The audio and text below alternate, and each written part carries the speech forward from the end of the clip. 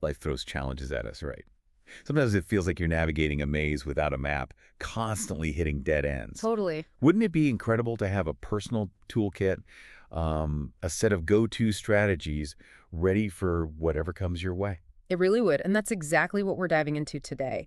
We've taken a close look at A Source, a book designed to be just that, a guide to building essential life skills, Okay. helping you understand yourself, build confidence, and tackle those tricky situations head on. So think of this deep dive as your shortcut. Our mission is to unpack the most important insights, the practical tips, and the surprising strategies hidden within this source. We want to equip you, our listener, with powerful ways to approach finding solutions, thinking differently, communicating effectively, truly understanding feelings, both your own and others, and crucially, navigating and coping when times get tough. It's essentially about getting a head start on some really fundamental building blocks for the adventure that is life. These aren't things you're born with perfect. They're things you build, bit by bit. Okay, so let's jump right in. What are these life skills, according to our source? What's the core idea? Well, the central metaphor is a toolbox. Okay, a toolbox. Yeah. Life skills are presented as tools you can use to handle whatever life might throw at you. Makes sense. The real insight here, I think, is that developing these skills isn't just about solving problems you already have. Right. It's about building the confidence and capability to face future challenges you haven't even thought of yet. That's a great way to frame it. It's future-proofing yourself, in a way. Exactly. And the source emphasizes that you can keep adding to this toolbox, refining these skills throughout your life, no matter where you're starting from. Exactly. It's a continuous process. And the source breaks these essential tools down into 5 main areas, like compartments in your toolbox. 5 areas. Yeah. Finding solutions, ways of thinking, communicating, understanding feelings, and coping skills. All right, let's open up that first compartment. Finding solutions. Okay. So this area really highlights that decision-making and problem-solving are deeply interconnected. You can't really do one well without the other. Right, because even simple problems require a decision about how to solve them. And bigger problems involve multiple decisions along the way. We make small decisions constantly. What shirt to wear, what to eat for breakfast, those are fast. Yeah, automatic almost. But then there are the bigger ones that need more thought. And for those bigger decisions, the source offers a few key tips. First, take your time, but find the right balance. Right, don't rush, but don't get stuck. Exactly. Don't get stuck in indecision forever either. Think carefully about the options you have and try to imagine what the outcomes of each might be. Okay. And a practical tip that helps many people, just writing things down. Oh, yeah. Especially when it's complicated, it can bring a lot of clarity. Writing it down. Yeah. And the source suggests a specific tool for that kind of brainstorming. The mind map. Oh, yes, the mind map. It's a fantastic visual tool. How does it work? You can draw it out, starting with the central decision or problem, and then branch out, showing different options, their potential outcomes. Organizing your thoughts visually. Yeah, organizing your thoughts. You can even add pros and cons to each branch. It makes the abstract feel more concrete. So that's the structured, thinking it through approach. But the source also talks about something less structured, more internal, your intuition. Right. Intuition is described as a powerful gut feeling. That sense you get. Yeah, it's that strong sense about something without necessarily thinking through every single logical step. The source connects it to your subconscious mind, that part of your brain working away in the background. How do you tap into that? I mean, how do you develop your intuition? Well, several tips are offered. First, learn to trust those feelings, even if they seem different from what others are saying or doing. Okay. Your inner knowing might be picking something up others aren't. Second, carve out quiet time to just listen to what that feeling is telling you. Like tune in. Exactly. Third, the classic advice, sleep on it. Does that really work? Well, the idea is your subconscious does process information overnight, and you might wake up with a clearer sense of direction. Fourth, pay attention to your surroundings. Your subconscious is constantly gathering subtle clues. Interesting. And finally, journaling, which we'll probably talk more about later, Okay. can really help you see your thoughts and feelings more clearly, which, feeds into your intuition. It sounds like intuition isn't meant to replace careful thought, but work with it. Precisely. They complement each other. Now, thinking about finding solutions, things don't always go perfectly right. Mistakes happen. Exactly.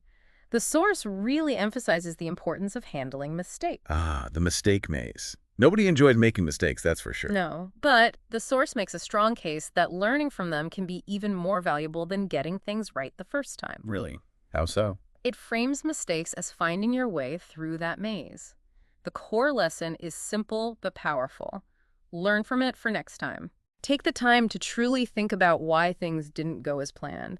Maybe you didn't stop to think. Maybe you just went along with others without checking. Stuff like that. And how you react to mistakes is a skill in itself. Absolutely. Being honest, just saying, I know I made a mistake, that shows character. Yeah. If you lashed out or did something hurtful out of anger, saying sorry isn't a sign of weakness. It's presented as a sign of strength. That's a good point. And there's a beautiful point that achieving a goal after you've stumbled and learned along the way feels uniquely special. Failure isn't necessarily an end. It can fuel determination or even nudge you onto a new, potentially better path you wouldn't have found otherwise. So mistakes aren't just roadblocks. They can be course corrections. Well put. How about tackling bigger, more complex problems? Yeah. The source offers a structured approach called Process It. Yeah, this is a really useful step-by-step method for breaking down a problem that feels, overwhelming. Okay, what are the steps? First, clearly define what is the problem. Sum it up in one sentence and then state what you would want instead. Got it. Second, brainstorm. What are the causes? Is it just one thing, or are there several, linked or separate? Third, generate solutions. Think up lots of different ways to approach it and consider the pros and cons of each. Right. Fourth, make a plan. Outline the steps, what you need, who you might need help from. Fifth, take action. Put the plan into motion, but, and this is key, don't be afraid to change it if you realize it's not working. Flexibility. Exactly. And sixth, review the outcomes. Think about how it went, whether you solved it or not. That review is crucial. It's all part of the learning cycle. The source uses simple examples like marbles not making it down a run to show this process in action. Yeah, those are helpful. But they also give a more relatable one, the problem-solving machine. Oh, yeah. That one deals with a common scenario, a problem with a sibling. We've all been there. Right. The core problem.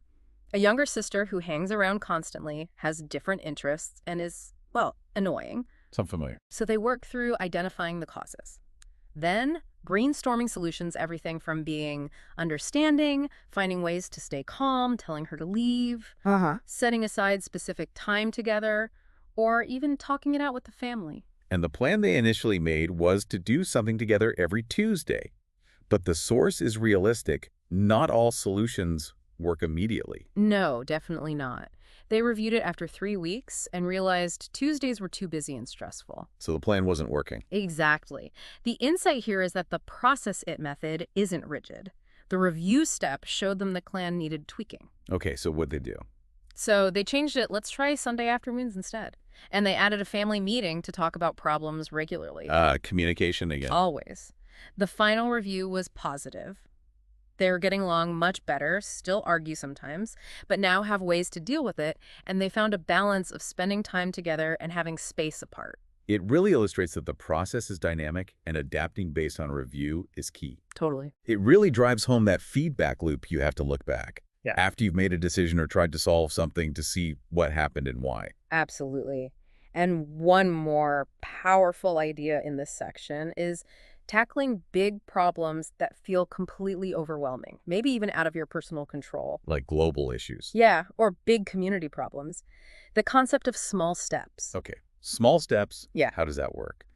The source uses the example of pets ending up in animal shelters. Right. The big causes animals getting lost, owners getting sick, abandonment, that those feel huge and impossible to fix on your own, especially as a young person. Yeah, you feel helpless. Right, but the source identifies small, practical steps that you could take that do make a difference to that big issue. Like what? Things like fundraising, bake sales, car washes to help the shelters, learning about responsible pet ownership before getting a pet. Maybe fostering an animal temporarily with your family's help. Pet sitting for friends or neighbors, which helps others and gives you experience. Yeah. Helping with appeals for donations like blankets. And when you're older, volunteering at a shelter. That's such a powerful insight. Even for massive, complex, global issues, there are almost always small, tangible steps you can take right where you are. It really shrinks the overwhelming down to something manageable. So, for you listening, what big issues do you care about? What tiny step could you take this week? And thinking about tackling problems, it's not just about following steps, it's also about how you think. That brings us to the second core area, ways of thinking. Okay, ways of thinking. This section introduces creative and critical thinking as skills that are useful in pretty much every situation, feeding back into both decision-making and problem-solving. Right. Creative thinking is defined simply, looking at something in a new way, coming up with different methods, inventing something new. The key is keeping your mind open, exploring possibilities, being flexible. And not being afraid to take chances on new ideas. And a brilliant, simple technique the source highlights is the power of wondering. Oh, I love this one. Just asking questions. What if? Yeah. It immediately opens up new possibilities. The source gives fun examples like, what if trees could talk?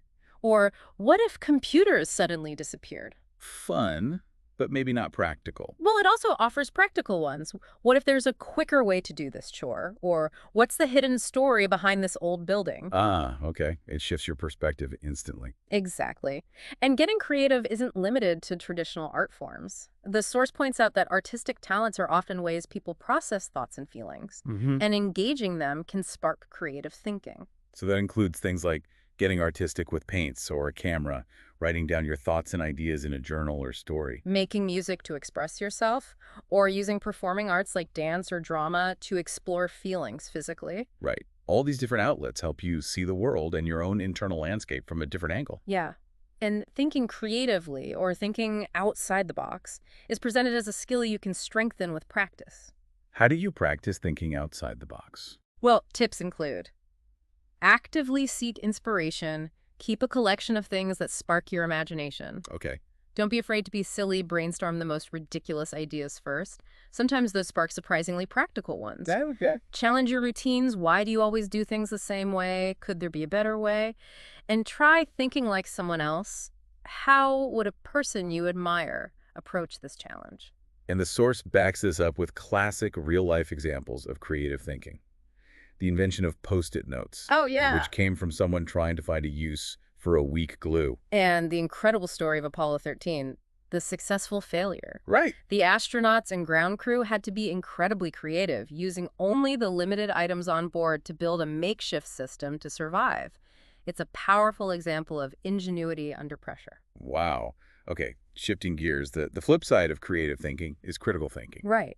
If creative thinking is about generating new ideas, critical thinking is about evaluating information, finding facts, figuring out what's real and what's not. It's about looking at things from different angles, understanding other points of view, seeing the whole picture, forming your own carefully considered opinions, and feeling confident in your understanding. Yeah, exactly. And a key skill for critical thinking is digging deeper by asking questions. Okay. The source uses the example of reading an article about a new gadget. Right. Instead of just accepting what the article says. You put on your critical thinking cap and ask questions. What does the article really say? Is it balanced, or is it trying to sell me something? Good question. Who wrote it? Do they work for the company? Where else can I find info? Online reviews. Talk to someone who owns it. Why do I think I need this?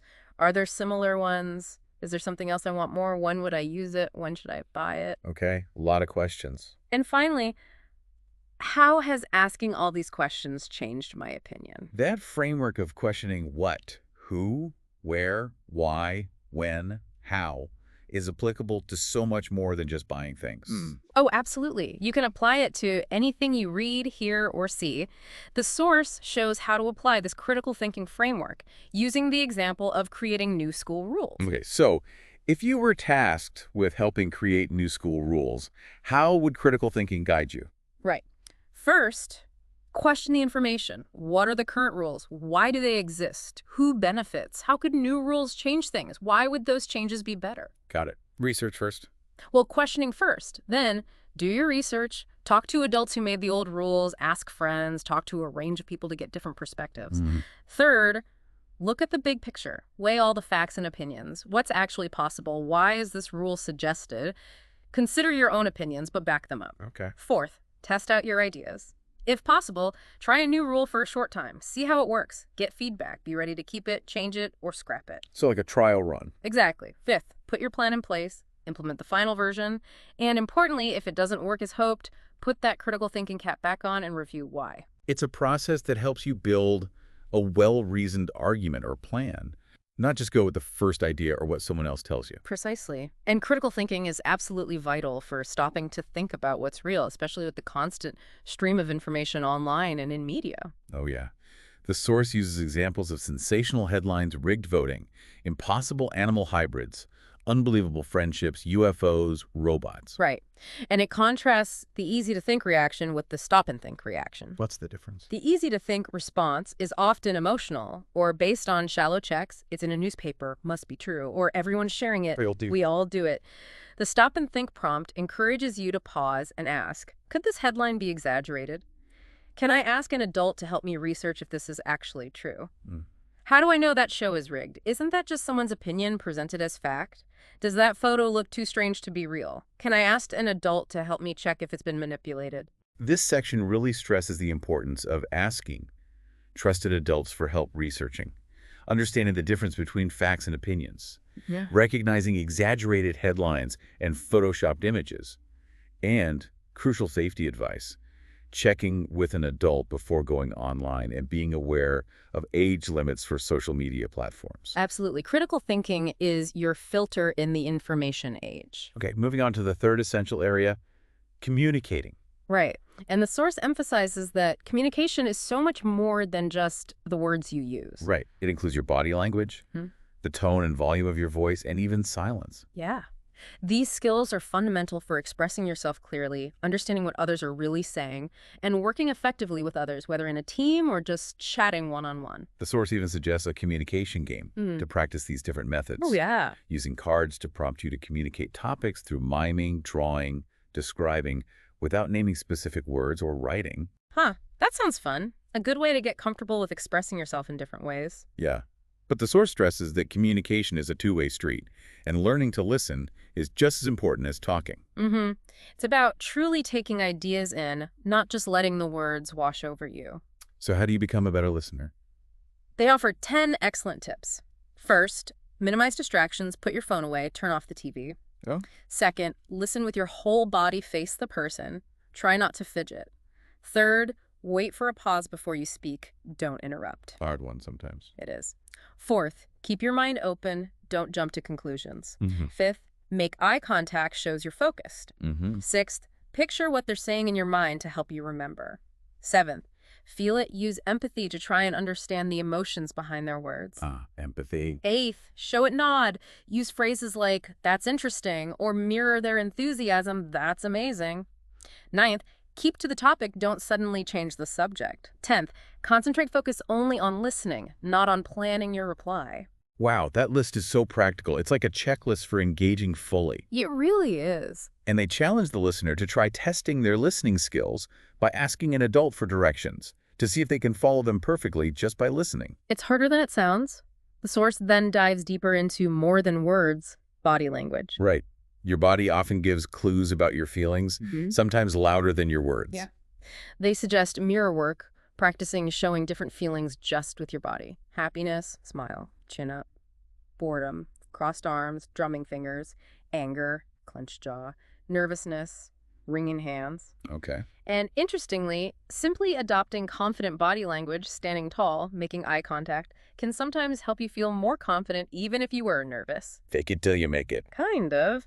It also highlights how unconscious habits can give the wrong impression. Scowling might make you look angry when you're just concentrating. Slouching might make you look tired or uninterested. Biting your nails might make you look worried. Things to be aware of. Yeah. The study of nonverbal communication is called kinesics, and the source points out that when people are connecting well, they often unconsciously mirror each other's body language. Like the Kennedy versus Nixon debate example. Exactly. People listening on the radio thought Nixon won based on his words. But people watching TV saw Kennedy's confidence versus Nixon, who looked sweaty and uncomfortable. Wow. Body language played a huge role. It shows how powerful these nonverbal signals are. Body language can be dismissive, like rolling your eyes, or incredibly caring, like a hug. Building on words and body is how you say it, explores the impact of your voice, volume, and tone. Right. The same words can mean completely different things depending on how you deliver them. Like volume. Yeah, volume is key for this situation. Mhm. A whisper for a baby, quiet not to disturb, medium for chat, loud for a group, very loud in an emergency. Yeah, and silent when you're listening. Good point. And tone works with volume. The same word, like yes, can sound grumpy or enthusiastic.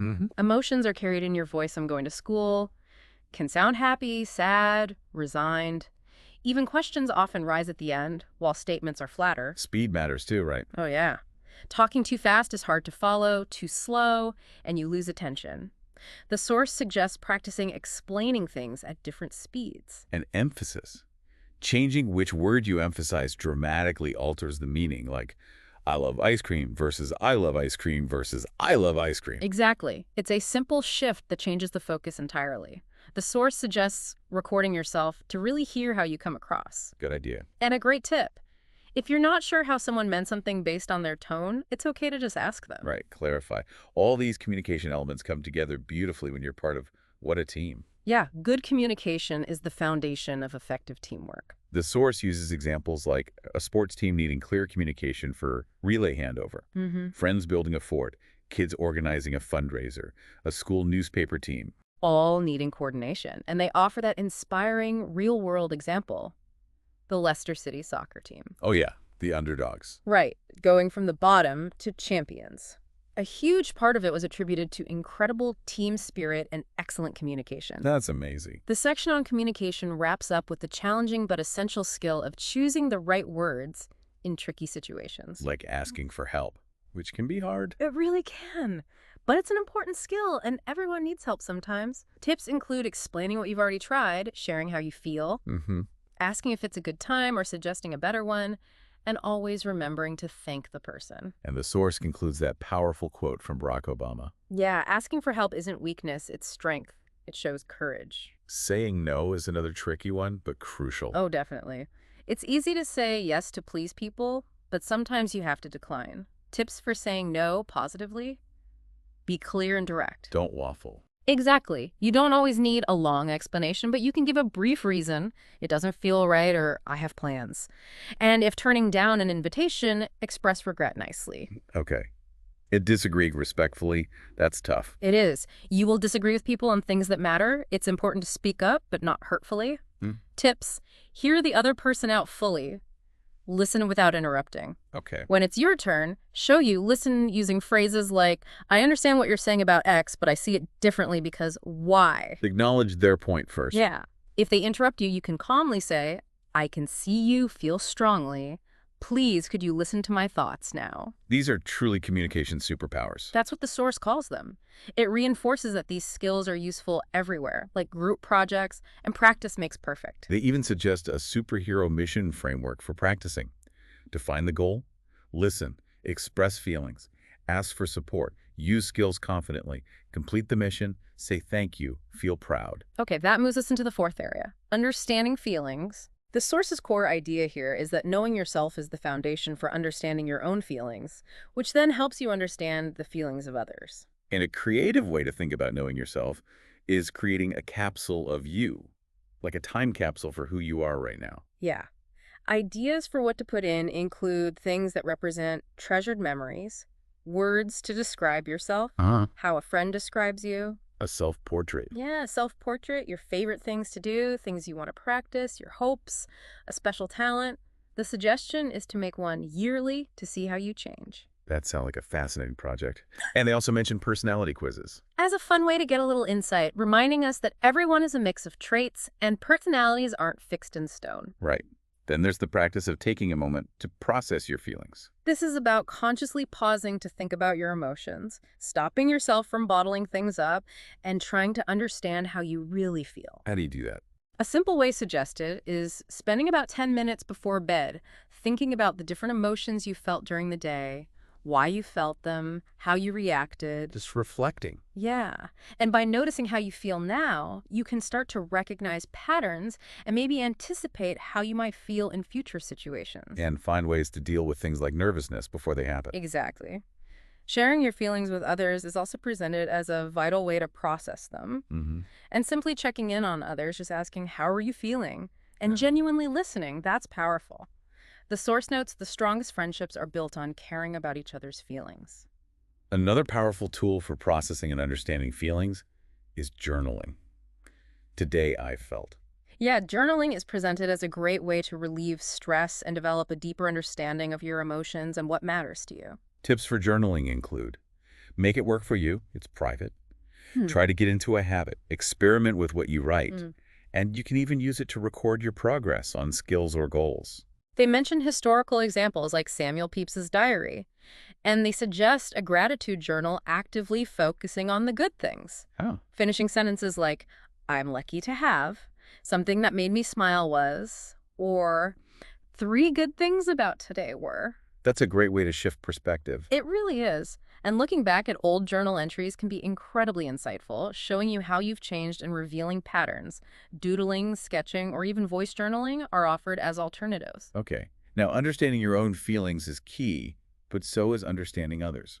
Absolutely. The source emphasizes trying to put yourself in someone else's situation to truly understand them and offer help.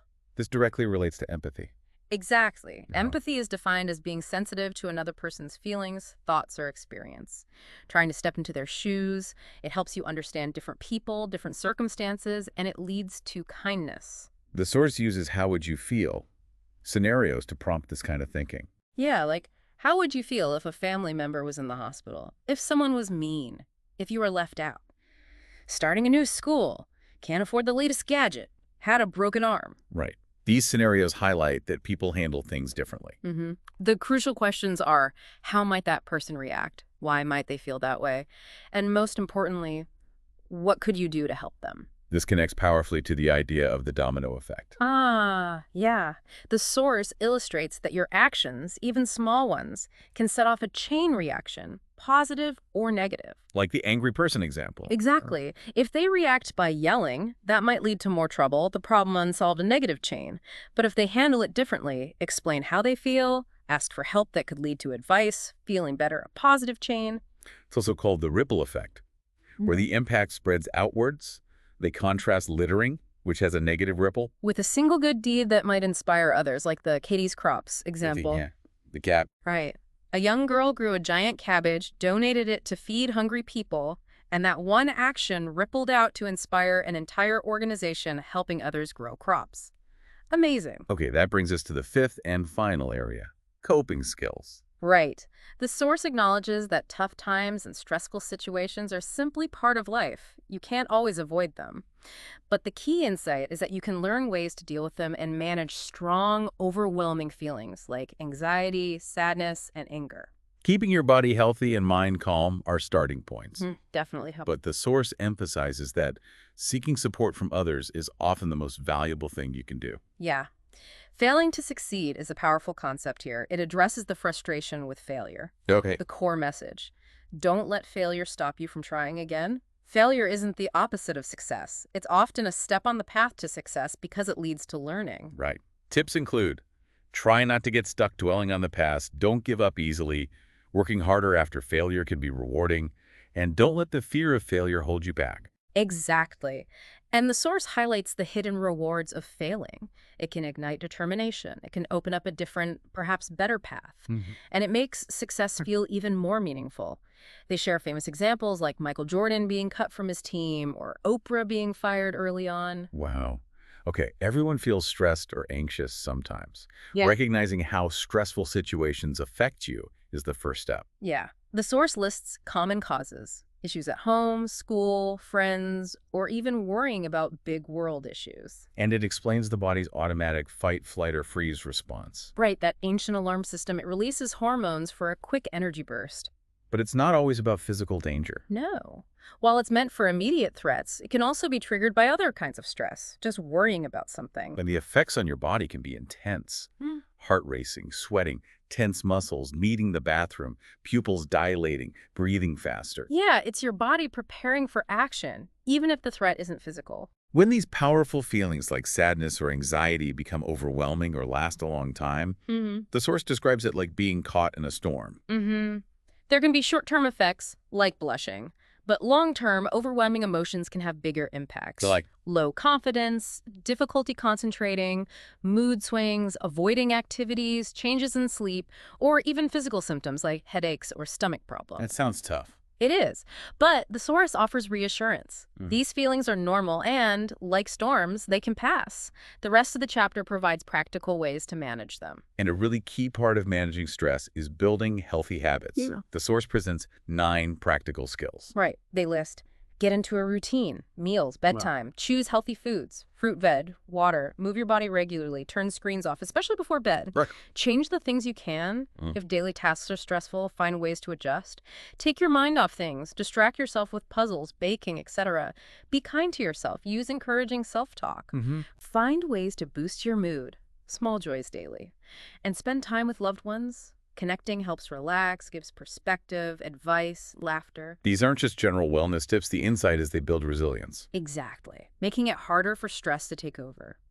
Another powerful tool is learning ways to feel calm. The source explores feeling calm through breathing exercises and mindfulness. Breathing exercises can be really calming. 4 methods are suggested: balloon belly, feather flutter, nostril breathing, and shoulder rolling. Yeah, simple but effective for some. Mindfulness is defined as paying attention to the present moment. Why is that helpful? The insight is it stops your mind from dwelling on past worries or racing ahead to future anxieties. Okay, how do you practice it? 4 ways. Mindful eating, focusing on taste, texture, smell. Using your senses, noticing details in nature. Breathing awareness, just focusing on breath.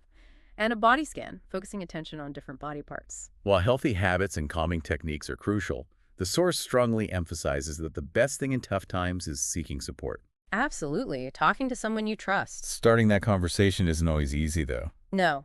The source suggests the phrase, I'd really like some advice about something, but I don't know where to start. Or writing a note can help. Talking to a trusted adult, parent, teacher, family friend is the best first step. Generally, yeah. They can help problems feel less daunting, offer advice, or connect you with resources. The source includes that image of asking for help climbing. Right, showing strength. Exactly. It also mentions organizations offering free support for young people, general or specific, like mental health or bullying. Asking an adult or school can help find the right one. And counseling. Counseling with a trained professional is presented as a valuable option when things are really tough. Again, talking to a trusted adult first helps find one. Options exist face-to-face, phone, online. And connecting with someone who has been through similar experiences. So that can be incredibly helpful. Hearing their story helps you reflect, realize you're not alone, and get reassurance things can get better. Finally, the source points out you can find understanding by connecting with stories in books, movies, or songs, something to relate to. Yeah. Reading, for example, can reduce stress. You might find yourself reflected in a character, which helps understand your own feelings. And movies. Movies can tackle difficult topics, make them easier to understand. Watching a fictional character's story can have a big impact. And music. Music is incredibly powerful. There are songs for almost every emotion. Singers explore life experiences. The source mentions Lady Gaga, Shawn Mendes, Ed Sheeran, Rihanna. Right. Finding music that speaks to how you're feeling can be very validating. Definitely. So the source wraps up by reiterating that these life skills develop as you navigate life. Yeah. The core insight is you don't need to get it right the first time. Learn from experiences, practice, ask for help. With these tools, you can look forward to your journey. So to bring it all together, we've explored how to build that essential toolbox. Strategies for finding solutions, unlocking different ways of thinking, understanding communication layers, gaining clarity about feelings, building empathy, and developing coping skills. It's clear these aren't static skills. They're building blocks you keep refining. Exactly. And it's worth noting the source book itself includes a valuable list of additional resources, organizations, websites, offering help on many topics we touched on, from bullying to mental health apps like Sesame Street's Breathe, Think, Do, Cosmic Kids Yoga, Headspace for Kids, Kids Health, Katie's Crops. Lots of options. So if any of these areas resonated with you, listener, exploring those resources could be a fantastic next step. Definitely. That's a great point. Support is out there. So as you think about all the tools we've discussed today, consider this as you go forward. Which single skill from this deep dive resonated with you the most? Maybe it's one you feel you could focus on practicing just this week. Think about the small domino effect applying that one new skill might create in your own life.